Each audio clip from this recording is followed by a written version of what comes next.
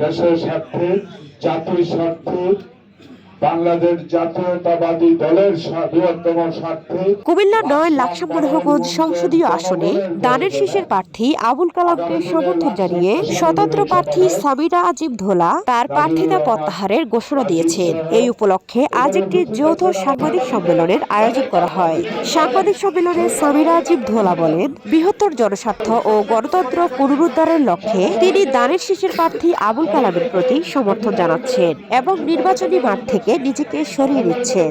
দেশের স্বার্থে, জাতির স্বার্থে, বাংলাদেশ জাতীয়তাবাদী দলের বৃহত্তম স্বার্থে, লাকসাম মনোহরগঞ্জের জনগণের প্রয়োজনে আগামী দিনে লাকসামের সিটটা জাতীয়তাবাদী দল বিএনপি জয়লাভের প্রয়োজনে, যার সরকার গঠন করতে আমাদের অত্যন্ত প্রয়োজন হবে, সবকিছুর প্রয়োজনে সামিরা আজিম ধোলা শেষ পর্যন্ত উনি আমাদের ধানের শীষের প্রার্থী জনাব কালাম ভাইকে সমর্থন দিয়ে কালকে থেকে একসাথে ধানের শীষের পক্ষে কাজ করার সিদ্ধান্ত নিয়েছে।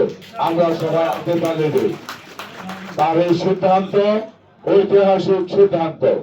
দলের পক্ষ থেকে, কুমিল্লা জেলার পক্ষ থেকে, কেন্দ্রীয় বিএনপির পক্ষ থেকে, দলের চেয়ারম্যানের পক্ষ থেকে আমি জেলার নির্বাচনী কোঅর্ডিনেটর হিসাবে সামিরা আজিম ধোলাকে অন্তরের অন্তঃস্থল থেকে ধন্যবাদ জানাচ্ছি। যৌথ সাংবাদিক সম্মেলনে দানের শীষের প্রার্থী আবুল কালাম দোলার এই সিদ্ধান্তকে স্বাগত জানান। তিনি বলেন, এই সমর্থন নির্বাচনী মাঠে গণতন্ত্রকামী শক্তিকে আরো বেশি শক্তিশালী করবে। এ সময় উভয় পক্ষের নেতাকর্মী ও সমর্থকরা উপস্থিত ছিলেন। তারা সামনের দিনগুলোতে একসাথে কাজ করার অঙ্গীকার ব্যক্ত করেন।